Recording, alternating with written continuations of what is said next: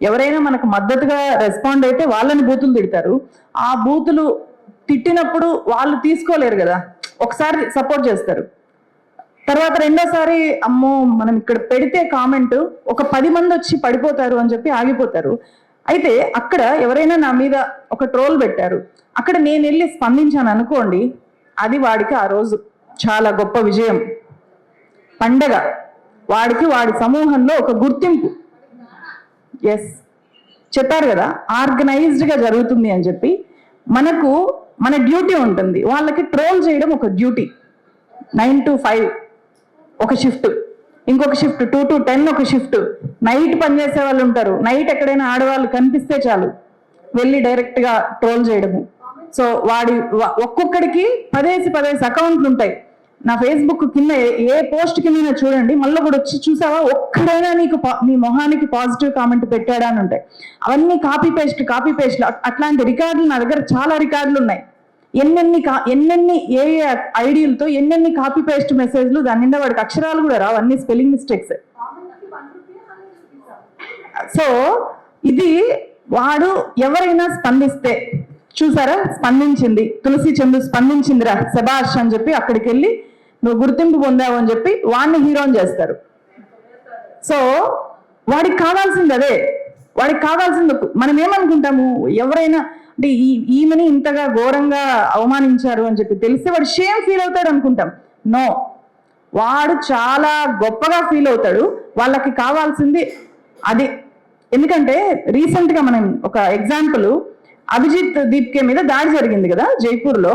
ఆ దాడి జరిగిన తర్వాత ఏం జరిగింది, ఆ మరుసటి రోజు ఎవరైతే దాడి చేశారో వాళ్ళకి పెద్ద సన్మానం జరిగింది. That is the reality. మనకది మీకు ఆఫ్లైన్లో కనిపిస్తుంది కాబట్టి అది చెప్తున్నా. ఆన్లైన్లో ట్రోల్స్కి జరిగేది కూడా అదే. ఎవరినైనా వాడు ట్రోల్ చేసిన వాళ్ళు, ఒక క్రియేటర్, ఒక జర్నలిస్టు రిప్లై ఇస్తే వాడికి అక్కడ ఆ సమూహంలో వాడికి ఒక గుర్తింపు, వాడికి మనమైతే బాగా వర్క్ చేస్తే, నా టీంలో ఒక ఎడిటర్ బాగా పని చేస్తే నేను ప్రమోషన్ ఇస్తా, వాడికి ఇక్కడ ప్రమోషన్ వస్తుంది. ఎస్, నువ్వు ఒక గొప్ప ట్రోలర్వి నువ్వు. ఇంకా అట్లాంటి వాళ్ళని మళ్ళీ ఐటీ సెల్ హెడ్స్ కూడా అవుతారు. ఇలా ట్రోల్ చేసుకుంటూ ఐటీ సెల్ హెడ్స్ అవుతారు. తర్వాత ఎమ్మెల్యే టికెట్లు కూడా వస్తాయి. సో వాళ్ళ లక్ష్యము, పొలిటికల్ లక్ష్యాలు వాళ్ళకు ఉంటాయి కాబట్టి వాళ్ళకి ఇది ఒక వృత్తి, వాళ్ళకి డబ్బులు వచ్చే వ్యవహారము. సో వాళ్ళని మనము అక్కడ బుక్ చేయాలి అని అనుకుంటే వాళ్ళకి అది ఒక గుర్తింపు లాగా వాళ్ళు ఫీల్ అవుతారు అనమాట. సో అందువల్లనే వీళ్ళని ఎట్లా హ్యాండిల్ చేయాలి అంటే, ఇప్పుడు నేను మొదట్లో ఇదే సమావేశంలో ఇక్కడ కూర్చున్నప్పుడు నా కళ్ళల్లో నీళ్ళు వచ్చాయి. ఆ రోజు చాలా బాధేసి బాధపడ్డా.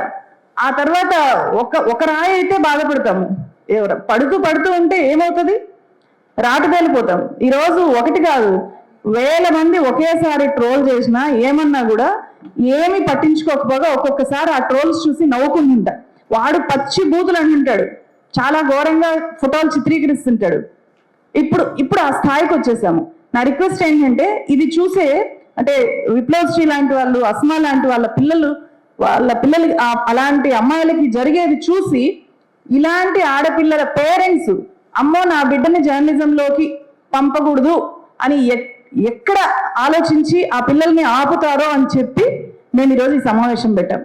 ఏ ఆడపిల్లని దీంట్లోకి రాకుండా అడ్డుకోకూడదు అనేది ఇక్కడ ఉద్దేశం. అమ్మాయిలు ధైర్యంగా రావాలి. ఎందుకంటే వాళ్ళ ఏజ్తో పోల్చితే విప్లవశ్రీ మాట్లాడిన మాటలు చాలా మెచ్యూర్డ్ మాటలు. అస్మా చాలా ధైర్యవంతంగా పోరాడుతోంది, మాట్లాడుతోంది. అలాంటి ముస్లిం అమ్మాయిలు ఎంతమంది బయటకు వస్తారు ఈరోజు మాట్లాడడానికి? ఎవ్వరు రారు, ధైర్యం చేయరు. వీళ్ళు వాళ్ళకి ప్రతినిధులు. ఎస్, అస్మా అక్క ఉంది, నేను వెళ్ళాలి, విప్లవశ్రీ అక్క ఫైట్ చేస్తోంది, నేను కూడా తనలాగా తయారవ్వాలి అని అనుకోవాలి. కానీ తన మీద ట్రోల్స్ జరిగింది కాబట్టి నేను ఈ వృత్తిలోకి వెళ్ళకూడదు అని చెప్పి అమ్మాయిలు ఆగిపోకూడదు. సో మనము దీని ద్వారా అలాంటి ఒక బలమైన మెసేజ్ ఇవ్వడం కూడా దీని వెనక లక్ష్యము అని చెప్పి తెలియజేస్తున్నాను. నెక్స్ట్ నాగేశ్వర్ సార్ మాట్లాడతారు. ఫ్రెండ్స్, నేను సౌహార్దత చెప్పడానికి రాలేదు, సహబాధితుడిగా వచ్చాను ఇక్కడికి. ఈ మధ్య నన్ను తిడితే 10,000 వ్యూస్కు గ్యారంటీ వస్తుంది. అది ఉపాధి హామీ పథకం అయిపోయింది. ఏం చేయాలి మీరు గమనించండి. నేను మాట్లాడిన వెంటనే నన్ను మెచ్చుకుంటూ పెట్టినా, నన్ను తిట్టుకుంటూ పెట్టినా 10,000 వ్యూస్ కంపల్సరీ, 110%. అది అలా అష్యూర్డ్ స్కీమ్ అయ్యాను. కానీ ఇక్కడ మహిళా జర్నలిస్టులు మేము నిజంగా మిమ్మల్ని మహిళా జర్నలిస్ట్ అనం, మీరు జర్నలిస్టులు అంతే. మీరేం ప్రత్యేకంగా మహిళా జర్నలిస్టులు పురుష జర్నలిస్టులు ఉండరు. జర్నలిజం ఇది జర్నలిజం. అయితే మా మీద దాడిని భరించగలుగుతాం, మీ మీద దాడిని మేమే భరించలేము. అందులో మీరు భరించి ఇంత ధైర్యంగా మాట్లాడుతున్నారంటే మొదటి విజయం మనం సాధించినట్లే. ఎందుకని వాడు ట్రోలింగ్ చేస్తున్నాడు? ఒక తులసి, ఒక వనజ, ఒక విప్లవశ్రీ, ఒక ఆస్మా, ఒక శ్రీనిధి ఇక మాట్లాడొద్దు అనేది వాడి ఉద్దేశం. మేము బహిరంగంగా ఇక బిగ్గరగా మాట్లాడతాం, ఏం చేసుకుంటే చేసుకోపోన్నాం. సో ఇది మొదటి విజయం. ఇప్పుడు మనం చర్చించాల్సింది what is to be done. ఏం చేయాలంటే ఇంకా బిగ్గరగా మాట్లాడాలి. ఇది మొదటిది. ఎంత బిగ్గరగా మాట్లాడాలి? వాడు నిలబడేలా మాట్లాడాలి. ఎంతకాలం మాట్లాడుతుంటా ట్రోలింగ్ చేస్తాడు, ఎప్పుడోసారి ఓపిక నశిస్తాడు కదా. ఫార్చునేట్లీ మనలాంటి వాళ్ళు పెరుగుతున్న కొద్దీ వాడికి టైం కూడా సరిపోదు, డిస్ట్రిబ్యూట్ అవుతుంది. క్షేత్రగణితం, మెన్సురేషన్. నలుగురు ఉన్నప్పుడు వాళ్ళందరూ నలుగురు మీద పడతారు. 40 మంది అయితే 40 మంది మీద పడతారు. 400 అయ్యారనుకోండి, మనం డిస్ట్రిబ్యూట్ అయిపోయి మన మీద ఆడు తగ్గుతుంది. అందువల్ల మనం మరింత ఎక్కువ మందిని సృష్టించే పని మనం చేయాలి. అందుకు మీరు నిజంగా మిమ్మల్ని అభినందిస్తున్నాను, ఎందుకంటే మీరు ధైర్యంగా ఉండడం. డిఆర్ మంకేకర్ అనే గొప్ప సంపాదకులు నో మై సన్ నెవర్ అని జర్నలిజంలోకి వచ్చే కొడుకును ఉద్దేశించి ఆ రోజుల్లో బుక్ రాశాడు. కానీ ఆ రోజుల్లో జర్నలిస్టుల స్థితిగతుల గురించి ఆలోచించి రాశాడు, ఈ ట్రోలింగ్ కాదు. సో ఈ రోజు ట్రోలింగ్ చూసి కూడా నో మై డాటర్ నెవర్ అనే దశ వచ్చింది. ఎస్ మై సిస్టర్ ఆల్వేస్ అని చెప్పాలి. అలా మనము వందలాది మంది జర్నలిస్టులను తయారు చేయడం వల్ల ట్రోలింగ్ను ఆపడం కాదు, ట్రోలింగ్ విల్ బికమ్ కాస్ట్లీ. ఎందుకంటే మనం 500 మందిని ట్రోల్ చేయాలని వాడు ఎక్కువ మంది పెట్టుకోవాలి. దీన్నే ఇప్పుడు అసిమెట్రిక్ వార్ఫేర్ అంటారు. ఇరాన్ వాడు సాధించింది అదే కదా. We have to impose cost on them. వాడికి ఖర్చు పెరగాలి, వాడి పని పెరగాలి, అప్పుడు వాడు ఎక్కడో కానీ అవుతాడు. సో అందువల్ల మనం ఎక్కువ మంది జర్నలిస్టులను సృష్టించడం రెండవ పని కావాలి. మూడవ పని ఏంటంటే దీనికి క్విక్ ఫిక్స్ సొల్యూషన్స్ లేవు ఫ్రెండ్స్. నా రిక్వెస్ట్ ఏంటంటే ఇక్కడ ఉన్న చాలా మంది పెద్దలు ఉన్నారు, రామచంద్రమూర్తి గారు, శ్రీనివాస్ గారు, నారాయణ గారు, మీరు ఒక ఇనిషియేటివ్ తీసుకోవాలని నా విజ్ఞప్తి. మీరు ప్రతి రాజకీయ పార్టీ అగ్రనాయకుని 2 తెలుగు రాష్ట్రాల నాయకుల దగ్గరికి వెళ్ళి మా మీద నాగేశ్వరం మీద జరిగే ట్రోల్స్ గురించి మాట్లాడకండి, అది ఈజీగా డిఫెండ్ చేసుకుంటారు. ఇక్కడ ఉన్న మహిళా జర్నలిస్టుల మీద జరిగే ట్రోలింగ్ గురించి మాట్లాడండి, వాడు డిఫెన్స్ చేసుకోలేడు. It just not possible. ఇప్పుడు ఇక్కడ వాళ్ళ మీద జరిగిన దాడిని వాడు సభ్య సమాజం ఎవడు డిఫెండ్ చేసుకోలేడు. సో అందువల్ల నాగేశ్వరం మీద జరిగే దాడి గురించి అసలే మాట్లాడకండి, వాడు డిఫెండ్ చేసుకుంటాడు. సో అందువల్ల మహిళా జర్నలిస్టుల పైన దాడిని ఇలాంటి పోస్టర్లు తీసుకెళ్ళి చూపెట్టి ఇది మీ వాళ్ళు చేస్తున్నారు, ఇలా నేను కొన్నింటి తీసుకెళ్ళి పంపించాను. అప్పుడు వాళ్ళు ఏమన్నారంటే సార్ మా పార్టీ వాళ్ళు కాదు, మా పార్టీ మీద వ్యతిరేకత రావడానికి మా ప్రత్యర్థులే మీ పైన ఇలా చేస్తున్నారని చెప్పారు. అది కూడా జరుగుతుంది వాస్తవం, కొంత లేదని కాదు, అదో 10% ఉంటుంది. సో అందువల్ల అన్ని రాజకీయ పార్టీలు, 2 తెలుగు రాష్ట్రాల్లో ఉన్న రాజకీయ పార్టీల నాయకులు, తెలంగాణ వాళ్ళు, ఆంధ్రప్రదేశ్ నాయకులు కూడా హైదరాబాద్లో ఉంటారు వీకెండ్ కనుక కలవడం కూడా సులభమే. అందరినీ కలిసి ఇంకో ఉమెన్ జర్నలిస్టుల పైన ఇలా ట్రోల్ చేస్తున్నారు, ఇది శాంపుల్ మాత్రమే, మీరేమంటారు అని అడగాలి. ఇది మొదటిగా మనము చేయాల్సిన మొదటి పని. ఇది అన్ని పార్టీలు తరతమ తేడాలు లేకుండా అన్ని రాజకీయ పార్టీలను కలవాలి. ఆ తర్వాత ఏం చేయాలి? 4వ సొల్యూషన్, ఇలాంటి ఒక రౌండ్ టేబుల్ పెట్టి అన్ని పార్టీల నాయకులను పిలిచి వాళ్ళ ముందర చర్చ పెట్టాలి. సో వాళ్ళు ఎంత లోపల ఈ పని చేయించినా బయట వచ్చి సమర్థించుకోరు, ఇంపాసిబుల్. ఇంకా మన సమాజం అంతా అనాగరికంగా కాలే, ఇంకో 10 ఏళ్ళు పడుతుంది. ఇలాంటి వ్యవస్థ ఇట్లే కొనసాగుతూ 10 ఏళ్ల తర్వాత బహిరంగ కూడా సమర్థించుకుంటారు. మీరు కనుక రాజకీయ పార్టీల ప్రతినిధులను పిలిచి కూర్చుండబెట్టి ఇందులో ఇప్పుడు కొంతమంది కేస్ స్టడీ చెప్పారు, అస్మా, విప్లవశ్రీ, వీళ్ళ కేస్ స్టడీస్ ముందు పెట్టాలి. మీరు ఏమంటారు చెప్పండి.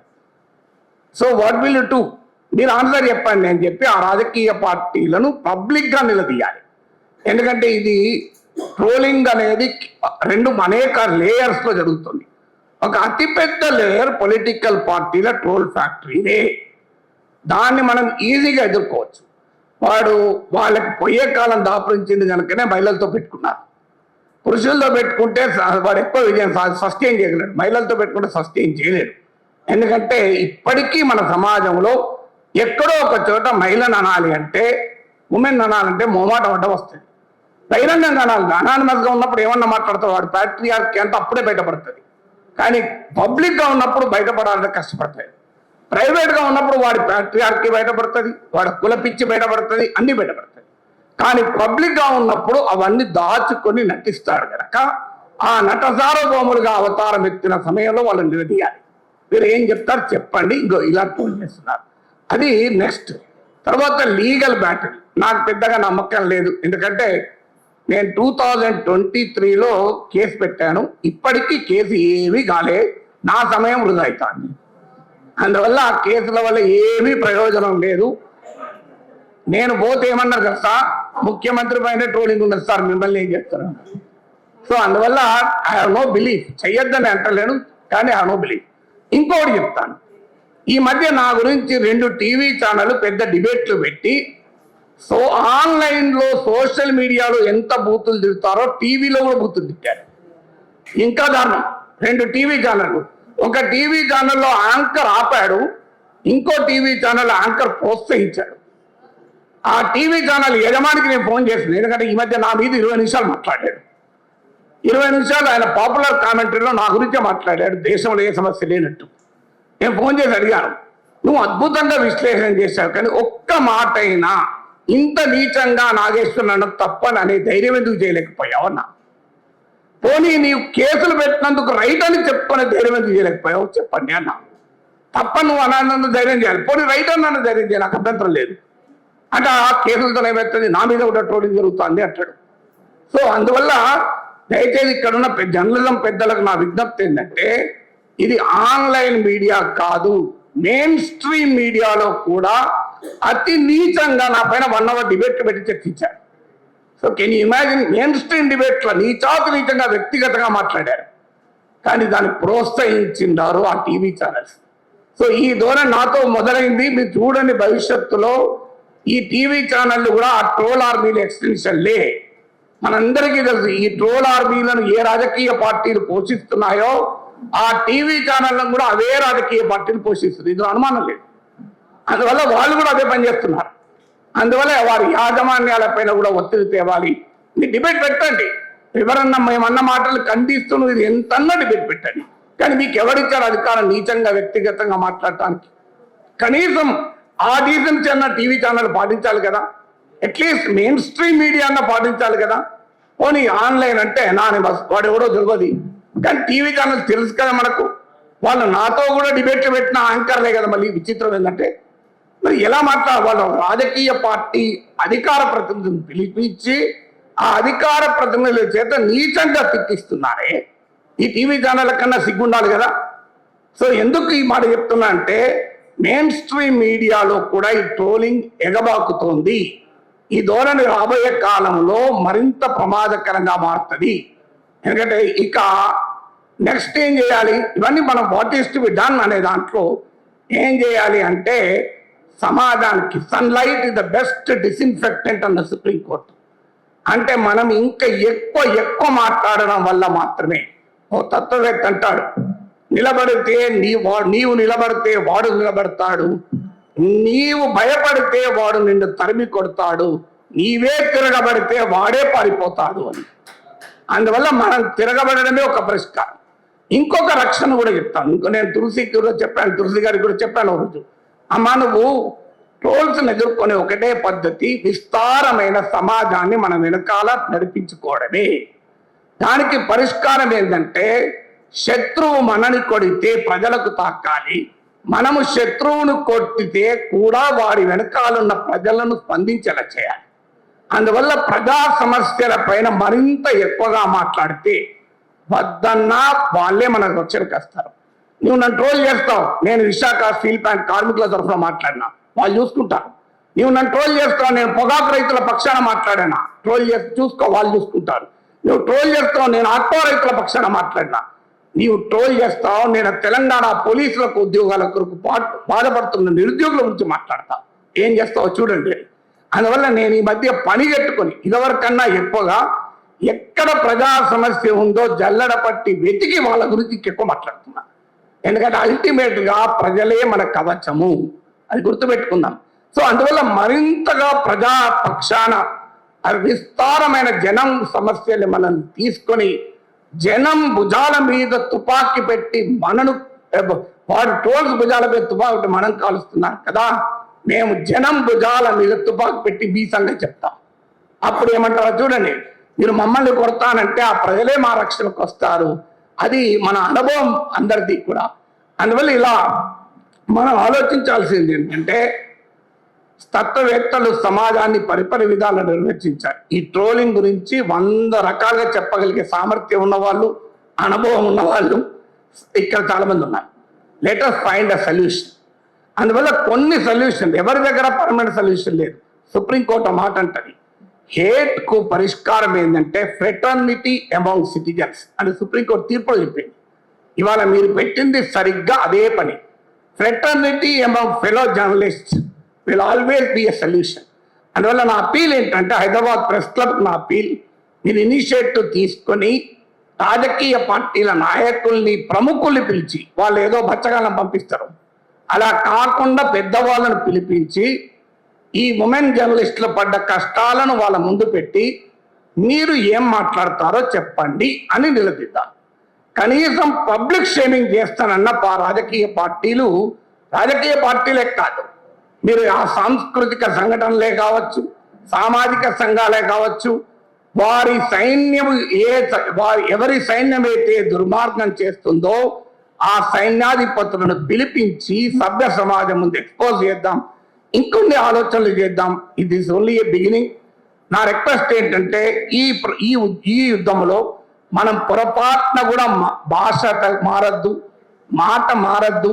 మనను ఎదుటివాడిని నుంచి దూరం చేసే, ఏలియనేట్ చేసే ప్రయత్నాలు కూడా జరుగుతాయి. వాటి మొత్తం అప్రమత్తంగా ఉంటూ ఈ ధర్మ పోరాటం అంటే రాంగ్ మీనింగ్లు వస్తాయి. ఈ ధర్మ యుద్ధాన్ని మనం మొదలు పెడదాం. ఖచ్చితంగా మీ వెంటాల మేము ఉంటాం. ఒకటే దీనికి పరిష్కారం, మీరు ఒక్కడు ట్రోల్ చేస్తే మేము ఇంకా 100 సార్లు మాట్లాడతాం. నీవు నెరిపడతావా నేను నెరిపడతావా చూద్దాం. భగత్ సింగ్ అన్న మాటలు ఉన్నాయి, సర్ఫరోసి తమన్నా హై ఆశా హై దిల్ మే దేఖ్నా హై జోర్ కిత్నా బాజు ఏ కాతిల్ మే అన్నాడు. నువ్వు ఎంత తాడి చేస్తావో, నీ దగ్గర ఎంత శక్తి ఉందో చూద్దాం, నా దగ్గర ఎంత శక్తి ఉందో చూద్దాం. అందువల్ల ఈ పోరాటాన్ని, ఈ జర్నలిజాన్ని మరింత ఉధృతంగా తీసుకెళ్లడమే సమస్యకు ఒక పరిష్కారం. ఇది ఒక వార్. ఈ వార్లో పోరాడిన వాడిదే గెలుపు. అందువల్ల మనం పోరాడుదాం, ఐక్యంగా పోరాడదాం, విజయం సాధించుదాం. Thank you very much.